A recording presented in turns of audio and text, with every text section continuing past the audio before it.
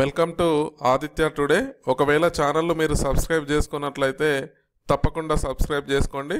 March 28, 2019కి సంబంధించిన current అఫైర్స్ని ఇప్పుడు discuss చేద్దాం.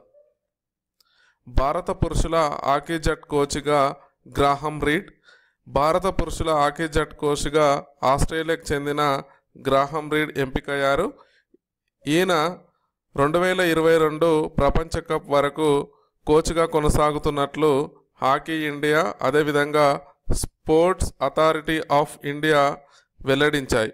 ఇప్పుడు గ్రాహం రీడ్కి సంబంధించిన కొన్ని డీటెయిల్స్ చూసినట్లయితే ఈయన మొత్తము ఆస్ట్రేలియా జట్టు తరపున 133 మ్యాచ్లు ఆడి 36 గోల్స్ చేశాడు.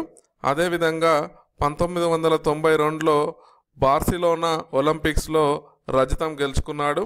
అదేవిధంగా 1990లో ప్రపంచ కప్ విజేతగా నిలిచిన ఆసీస్ జట్లో సభ్యుడిగా ఉన్నాడు. 2016 రియో ఒలింపిక్స్లో పాల్గొన్న ఆసీస్ జట్టు కోచ్గా వ్యవహరించడం కూడా జరిగింది.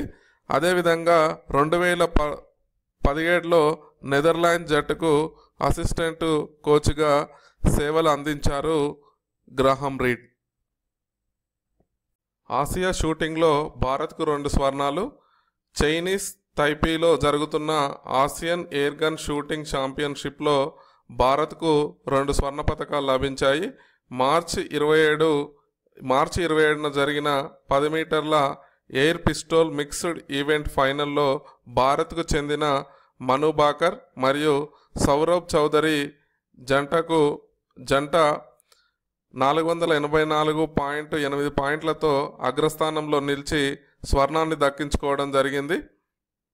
అదేవిధంగా క్వాలిఫైయింగ్లో మను సౌరభ్ జంట 784 పాయింట్ల స్కోరుతో కొత్త ప్రపంచ రికార్డ్ని నెలకొల్పడం కూడా జరిగింది.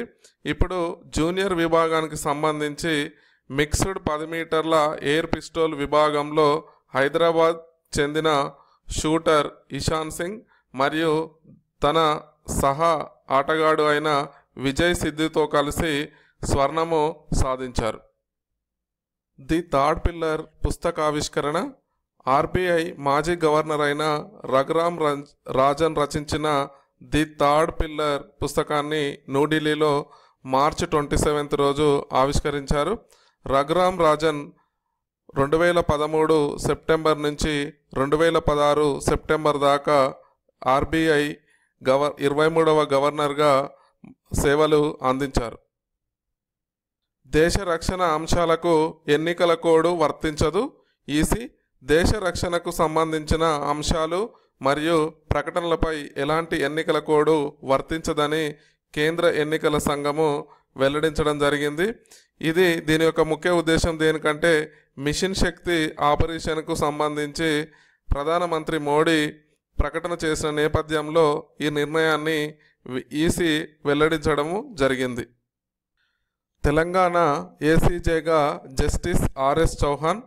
తెలంగాణ హైకోర్టు తాత్కాలిక ప్రధాన న్యాయమూర్తిగా జస్టిస్ రాఘవేంద్ర సింగ్ చౌహాన్ను నియమిస్తూ రాష్ట్రపతి రామ్నాథ్ కోవింద్ మార్చి 27న ఉత్తర్వులు జారీ చేశాడు. ఈయన ఆర్ఎస్ చౌహాన్ చూసినట్లయితే ఈయన డీటెయిల్స్ చూసినట్లయితే 1959 డిసెంబర్ 24న రాజస్థాన్లో జన్మించారు. ఈయన 1980లో అమెరికాలోని ఆర్కాడియా యూనివర్సిటీ నుంచి గ్రాడ్యుయేషన్ పూర్తి చేశారు. అదేవిధంగా 1983లో ఢిల్లీ యూనివర్సిటీ నుంచి లా డిగ్రీ పొందారు. అదేవిధంగా నెక్స్ట్ 2005లో రాజస్థాన్ హైకోర్టు న్యాయమూర్తిగా నియమితులయ్యారు. తర్వాత 2015లో కర్ణాటక హైకోర్టుకు బదిలీ అయ్యారు. తర్వాత 2018 నవంబర్ 21న ఉమ్మడి హైకోర్టు న్యాయమూర్తిగా జస్టిస్ చౌహాన్ బాధ్యతలు చేపట్టారు. హైకోర్టు విభజన తర్వాత తెలంగాణ హైకోర్టు న్యాయమూర్తిగా వ్యవహరిస్తున్నారు. ఇప్పుడు ప్రజెంటు తెలంగాణ హైకోర్టు తాత్కాలిక ప్రధాన న్యాయమూర్తిగా నియమితులయ్యారు. చెత్త సేకరణకు క్యూఆర్ కోడ్ జిహెచ్ఎంసిలో ప్రారంభం. దేశ చరిత్రలో తొలిసారిగా హైదరాబాద్లోని జిహెచ్ఎంసి రాజేంద్ర నగర్లో ప్రారంభించారు. ఐటీసీ సంస్థ సిఆర్ఎస్ భాగంగా అర్బన్ రీబాక్స్ ప్రైవేట్ లిమిటెడ్ సంస్థలో ఈ క్యూఆర్ కోడ్ను రూపొందించడం జరిగింది. దీన్ని 1200 కుటుంబాల్లో ప్రతి ఇంటికి ఏర్పాటు చేయడం కూడా జరిగింది. ఈ వీడియో కనుక మీకు నచ్చినట్లయితే లైక్ చేయండి. అదేవిధంగా మీ అభిప్రాయాలు కామెంట్ బాక్స్లో మాకు కంపల్సరిగా తెలియజేయండి. సోషల్ మీడియా అనగా వాట్సాప్, ఫేస్బుక్, ట్విట్టర్, టెలిగ్రామ్లో మీ మిత్రులకి అదేవిధంగా తెలుగు జాబ్ ఆస్పిరెంట్స్కి తప్పకుండా షేర్ చేయండి. Thank you.